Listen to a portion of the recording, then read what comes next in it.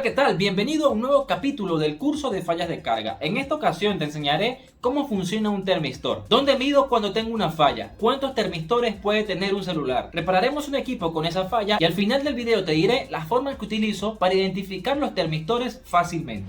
Empezaremos conociendo su funcionamiento. Para eso pasaremos acá a lo que es el esquemático y vemos aquí lo que sería el termistor. ¿Okay? Aquí tenemos el termistor, ahí se logra ver su simbología y una de las nomenclaturas usadas, TH y también THM. Entonces tenemos esta configuración en la cual nos llega un voltaje de 1.8 voltios, el cual atraviesa una resistencia, en este caso de 100K, llega a este punto donde se convierte en una línea de sensado, ¿ok? Y finalmente tenemos acá lo que es el termistor. Aquí lo que tenemos es un termistor NTC, ¿ok? ¿Cómo sabemos que es un termistor NTC? Cuando nosotros buscamos esto rápidamente en Google, vamos acá y nos va a aparecer el resultado de que es un sensor de temperatura, acá nos dice, ¿no? Pero por acá nos dice NTC 100K, es decir, que es un termistor NTC de 100K. NTC significa termistor de coeficiente negativo, lo que significa que a este termistor, cuando detecte una temperatura, su resistencia interna va a bajar. Porque sí, el termistor es una resistencia variable y va a variar su resistividad, depende de la temperatura. En este caso, por ejemplo, cuando el termistor empieza a detectar una temperatura, ya sabemos que el termistor es de 100K, al igual que la resistencia. Si él detecta temperatura, es decir, esto se va calentando,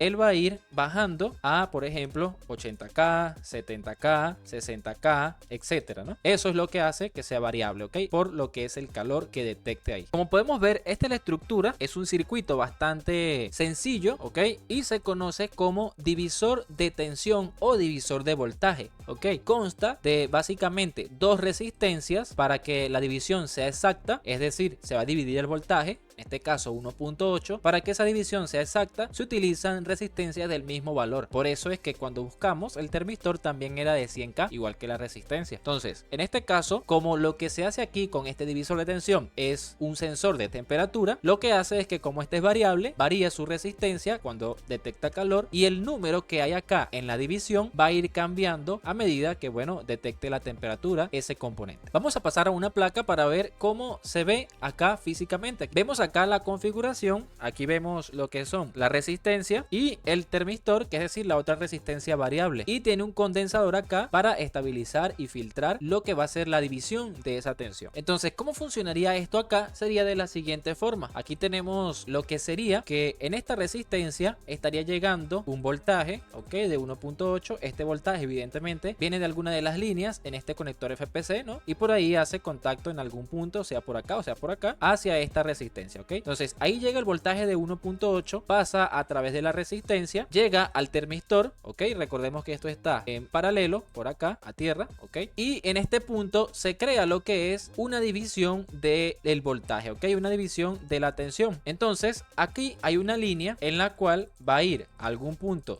del conector FPC para ser sensada por el CPU o por el componente que esté encargado de hacer este sensado, ¿ok? Entonces básicamente esto es lo que ocurre acá. Entonces lo vimos cómo se ve en el esquemático y cómo se ve físicamente. Aquí comenzamos entonces el paso número 1 para realizar un análisis, un diagnóstico en una falla como esta. Pasamos a la mesa. Aquí tenemos el equipo, entonces lo conectamos al cargador, ok. En este caso no nos importa lo que consume, sino lo que nos arroja en pantalla. Y vemos que nos muestra un aviso de temperatura, ¿no? Ahí sale un termómetro y nos da este aviso, ok. Entonces vamos a empezar con el paso número 1. Bien, entonces para hacer las mediciones, lo que vamos a hacer es ocupar la tarjeta principal, porque vamos a revisar acá que en este caso es donde hay uno de los termistores, ok. Entonces lo que vamos a hacer es conectar el cargador para que se genere lo que vamos a necesitar, que es medir el voltaje, ¿ok? Vamos a medir el voltaje, ese es el paso número 1, medir el voltaje. Aquí tenemos exactamente lo mismo que acabamos de ver en pantalla hace un momento. Aquí vemos resistencia, condensador y termistor. Muy bien, entonces tenemos acá todo conectado y el paso número 1 es medir el voltaje que llega acá. En este caso sería 1.8 voltios. Bien, entonces lo que vamos a hacer ahora será conectar el cargador y vamos a posicionar nuestro multímetro en función de voltajes. Como tenemos acá la tierra, lo que vamos a hacer es rápidamente medir acá, aquí tenemos nuestra tierra y medimos acá en la resistencia, ¿ok? Entonces ahí tenemos el voltaje de 1.8, efectivamente nos está llegando, ¿ok? Si no tuviera el voltaje acá, ¿ok? Lo que debo hacer es buscar un voltaje de 1.8 de cualquier lugar y traerlo a este punto. Muy bien, en este caso, como si tenemos el voltaje, entonces pasamos al paso número 2, el cual es verificar que se esté realizando la división correctamente. Seguimos con el cargador conectado, vamos acá a tierra, verificamos acá en medio y efectivamente tenemos una división de lo que sería la mitad de 1.8 aproximadamente. ¿Ok? Entonces la división se está realizando correctamente. En este punto podemos encontrar tres casos, lo que vamos a denominar como 2.1, que no se realice la división de tensión. Eso puede ser porque alguno de los dos componentes, ¿ok?, resistencia o termistor, se haya abierto, es decir, se haya roto, ya no tenga comunicación de extremo a extremo, o su valor de resistividad haya subido mucho. Ese sería un caso 2.1. Ahora, otro caso sería que el componente que está a tierra se puso en corto, es decir, el termistor. Caso 2.3, que se realice la división, pero de igual forma hay una falla, es decir, que todo esté bien, como acabamos de medir 1.8, mitad acá, es lo mismo que mide acá, ¿no? Y que igual forma hay una falla. En ese caso ya te dije que hay otros termistores en el equipo, en el celular hay otros termistores y pueden ser ellos los que tengan el problema y no el que estamos revisando. Pero primero hay que descartar este al 100%. Entonces pasamos al paso número 3, el cual será sacar esta resistencia de acá. Ok, la vamos a desconectar por donde ingresa el voltaje. En este caso sería por esta resistencia. Vamos a levantar un extremo, la podemos retirar completamente también. Bueno, vamos a retirarla completa para poder apreciar mejor.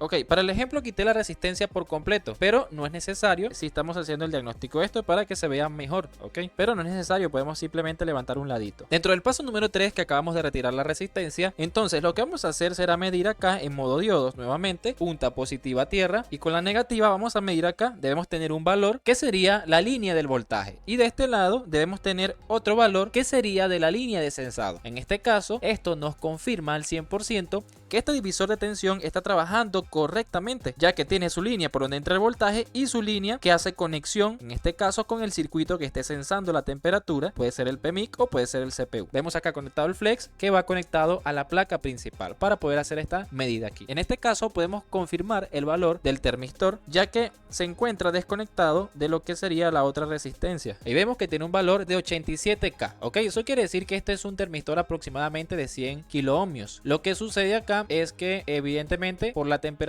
del ambiente él va a bajar un poco su resistividad. Aquí tenemos la resistencia, vamos a medirla también en ohms para conocer y veremos que efectivamente su valor es de 100. Ahí vemos 100K exactos, ¿ok? Entonces con el paso número 3 estamos 100% seguros de que este divisor de tensión para el sensado de temperatura no es el problema, este sector no es el problema. Lo que hicimos fue retirar la resistencia y lo hicimos así porque cuando nosotros medimos acá tenemos un valor referencial y si no retiramos la resistencia y medimos aquí, igual vamos a tener un valor referencial con la resistencia y eso se debe a que el valor de la línea del voltaje pasa a través de la resistencia y se refleja aquí. Entonces la retiramos porque si la línea del sensado está abierta, esta, aunque esté la resistencia, me va a mostrar un valor, ok.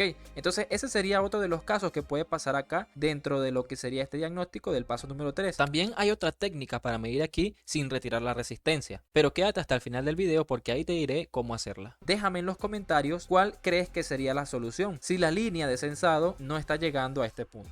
Y mientras dejas ese comentario, si no te has suscrito a este canal, hazlo ahora mismo. Activa la campanita para que no te pierdas ninguno de estos videos que te ayudarán a avanzar como técnico. Y de una vez, dale un like a este video. Y como puedes ver, con estos 3 pasos no hemos podido dar con la falla, así que vamos a pasar al paso número 4, el cual es averiguar cuál de los otros termistores tiene el problema. De una vez te daré el dato de cuántos termistores puede tener un celular. Hay termistores en la radiofrecuencia, en el Wi-Fi, por el CPU, en algunas pantallas, por el circuito que controla la carga, en la batería, por la parte de la carga inalámbrica, un ejemplo, en las antenas NFC de los Samsung. Los más comunes a fallar son el que acabamos de revisar, revisar en la subboard, por eso lo hicimos de primero, y los que están en la parte del circuito de carga y del CPU. Así que vamos a ver otro sector y de una vez te mostraré cómo buscar. Como siempre, lo mejor es buscar algo de información porque los termistores pueden estar abajo de los blindajes, y para tratar de no estar adivinando vamos a buscar las partes de la placa de la board donde pueden estar los termistores. Así que para eso, en este caso, este equipo sí tenemos la información bastante concreta donde se encuentran estos termistores, pero en caso de que no lo tuviéramos, vamos a hacer el ejemplo, ¿ok? Vamos a buscar el equipo, por ejemplo, en este caso es una 20, y vamos a ir a cualquier parte de estas, ¿ok? En este caso voy a la parte de cámara frontal. Lo importante acá es que tengamos una imagen del equipo sin los blindajes, porque eso nos ayudará a saber qué hay debajo de ellos cuando no tenemos mucha experiencia. Entonces, tenemos acá, por aquí está el sector del CPU y al mismo tiempo está el sector del circuito de carga, ¿ok? Y tenemos acá lo que sería el apartado también del PMIC, de la radiofrecuencia, están bajo estos blindajes, ¿ok? Entonces aquí se logra ver que tenemos básicamente tres blindajes, uno por acá y tenemos otro por acá, ¿ok? Recordemos que también puede haber por la parte del Wi-Fi termistores, pero ese es uno de los últimos que se puede revisar, ¿ok? Y en caso de que tengamos una antena NFC, porque es un equipo Samsung de estos de la serie S, lo primero sería revisar ese punto también, porque están externos, no hay que abordar a la placa directamente, ¿no? Entonces, en este caso me voy a ir por acá, por este lado, ¿ok? Porque son uno de los más comunes a fallar, los de la subboard que revisamos, el que está cerca del CPU y el que está cerca del circuito de carga, en caso de que los tengan, ¿no? No todos los equipos los tienen, pero sí en muchas ocasiones podemos encontrarlos en esos lugares, ¿ok? Muy bien, si el equipo no tiene nada de información, es decir, no tiene ni siquiera un hardware solution, lo que nos tocará hacer será retirar los blindajes y bueno, en ese caso sí tendríamos que adivinar a qué sector corresponde ese blindaje si no tenemos una experiencia previa. Es decir, retiramos el blindaje donde creemos que se encuentra, por ejemplo, el CPU o el circuito de carga, y ahí buscar alrededor de él para ver si encontramos alguno de los termistores ahí. Así que en este caso lo que haríamos sería retirar el blindaje y buscar en la zona con una inspección visual. Vamos a pasar acá a la mesa, en este caso ya retiraríamos acá porque nos vamos a quedar solo con el flex. Aquí ya tenemos lo que es el blindaje retirado. De hecho, tenemos todos los blindajes retirados porque este es un equipo que se había mojado y bueno, se le hizo ese trabajo de quitar todos los blindajes para hacer una limpieza, como lo vimos en el video anterior, de los pasos que se utilizan para un equipo que llegue mojado. Entonces, vamos a hacer un análisis, una inspección visual en el apartado de lo que sería el CPU para ver si logramos ubicar el termistor.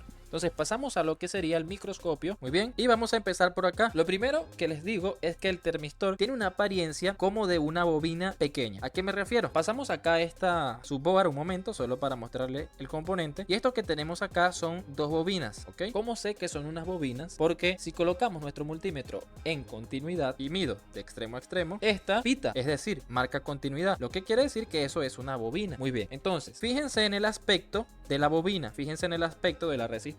La resistencia tiene como una capita de color negro, luego abajo es blanco. Tenemos acá la bobina que parece lo que sería un condensador, y de hecho hay algunos condensadores de este color, un color oscuro como negro, pero cuando lo vemos así en diagonal se va a ver que tiene dos tonos ese condensador, ¿ok? En este caso las bobinas tienen colores uniformes por todos los ángulos que lo veamos. Muy bien, entonces el aspecto del termistor, como lo vimos acá también, es muy parecido al de una bobina, pero evidentemente no todos son de este tamaño. Hay unos que son más grandes, otros más pequeños. ¿Cómo sé que no sería una bobina? Bueno, vamos a ir a lo que sería acá y vamos a buscar por acá. Entonces ir buscando, estas son resistencias porque son planas, el tamaño es más bajito que el de un condensador, son planitas, y bueno, de lado tienen el color blanco. Entonces seguimos buscando acá alrededor de lo que sería el CPU, ok, y aquí por ejemplo veo algo que podría confundirme con el termistor. Ahí vemos que es un componente oscuro y que cuando le doy la vuelta no tiene lo que es como la resistencia, ok. Entonces aquí lo que sí veo es que tiene un color diferente acá, como les decía, no es uniforme, este es un condensador, entonces ese de ahí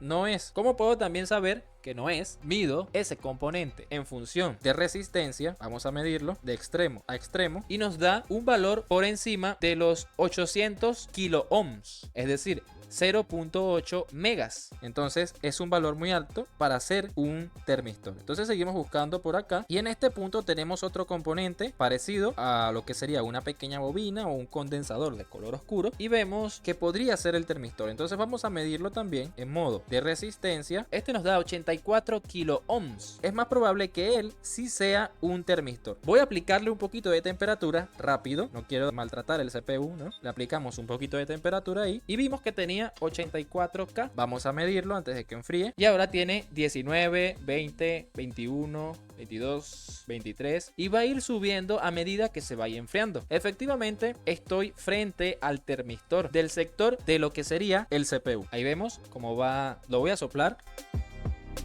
para que vean que enfría más rápido, o más bien aumenta su valor más rápido.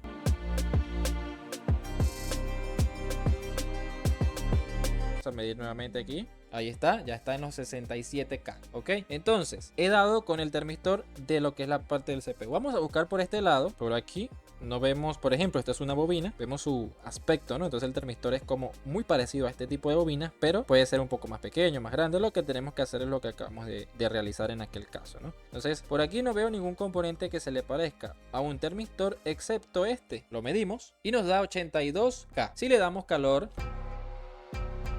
poco rápido, medimos, tiene 37, 38 y va subiendo a medida que se vaya enfriando. Vamos a soplar